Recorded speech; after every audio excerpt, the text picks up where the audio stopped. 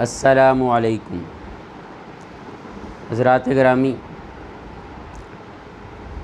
غزوہ تبوک میں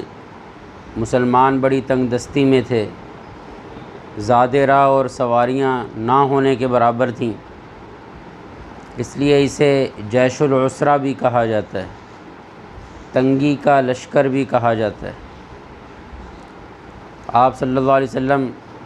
صحابہ کرام کو تبوک جانے کے لیے سواریاں مرحمت فرما رہے ہیں۔ بہت سارے صحابہ رہ گئے کیونکہ سواریاں تھوڑی تھیں اور انتظام نہیں ہو سکا، اور یہ حضرات صحابہ کرام کا جذبہ جہاد، جذبہ شہادت مثالی ہے، قابل تقلید ہے، رہتی دنیا تک ہمارے لیے مثال ہے۔ اب جو صحابہ کرام واپس آئے انہی میں ایک حضرت علبہ بن زید رضی اللہ تعالی عنہ بھی ہیں۔ جب سواری نہ ہونے کی وجہ سے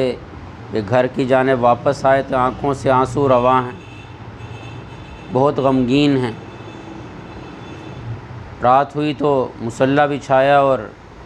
اللہ کے حضور یوں ہم کلام ہوئے کہ باری تعالیٰ، نہ میرے پاس اتنی فرصت ہے، طاقت ہے کہ میں تبوک جا سکتا، جہاد میں جا سکتا، نہ اتنا مال ہے کہ جہاد میں خرچ کر کے جہاد میں شریک ہونے والوں کے برابر ثواب پا سکوں۔ باری تعالیٰ میرے پاس تو ایک پائی بھی نہیں جو خرچ کر سکوں، میں تنگ دست ہوں،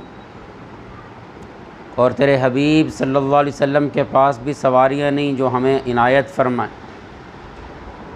باری تعالیٰ میں ایک عجیب صدقہ کرنا چاہتا ہوں، وہ صدقہ مال کا نہیں ہے، دولت کا نہیں ہے، پیسوں کا نہیں ہے، بلکہ میں تجھ سے یہ عرض کرنا چاہتا ہوں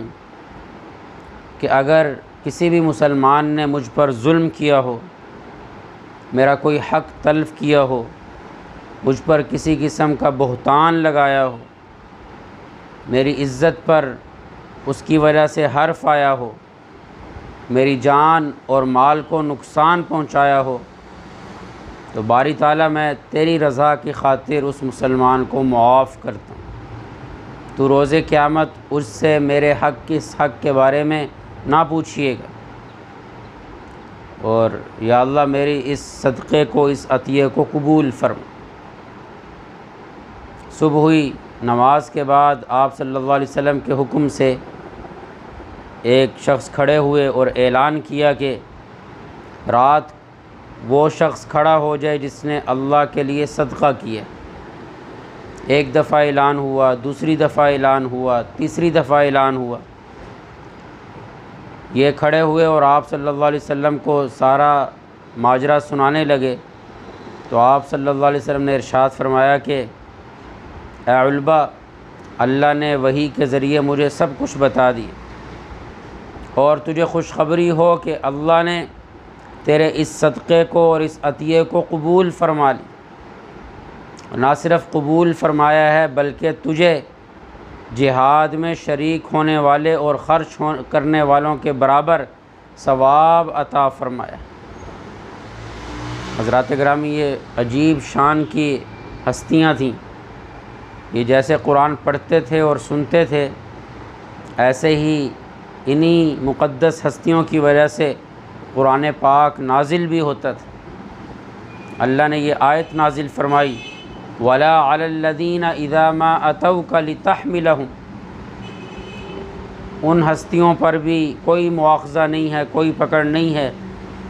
کہ جو آپ کے پاس آئے ہیں تاکہ آپ انہیں سواریاں دیں۔ قُلْتَ لَا أَجِدُ مَا أَحْمِلُكُمْ عَلَيْهِ،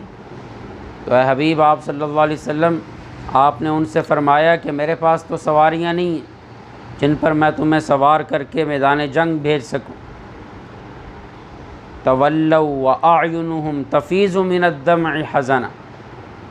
اب ان ہستیوں کی کیفیت کیا تھی کہ یہ واپس لوٹے اور زار و قطار رو رہے ہیں، آنکھوں سے آنسو جاری، اس غم کی وجہ سے کہ ان کے پاس اتنا بھی مال نہیں ہے یا اتنی بھی وسعت نہیں ہے کہ وہ جہاد میں جا سکیں۔ اور آپ یقین کیجئے کہ یہ جو صحابی نے صدقہ کیا ہے نا، یہ مال خرچ کرنے سے، پیسہ نکالنے سے، دولت نکالنے سے زیادہ مشکل ہے۔ پیسہ تو پھر بھی نکل جاتا ہے، جیب سے روپے ٹکے نکل جاتے ہیں، لیکن دل سے معاف کرنا، یا یقین جانیے زیادہ مشکل ہے، یہ صدقہ بہت مشکل ہے۔ دعا ہے اللہ تعالی ہمیں بھی یہ ذوق و شوق نصیب فرمائے، آمین۔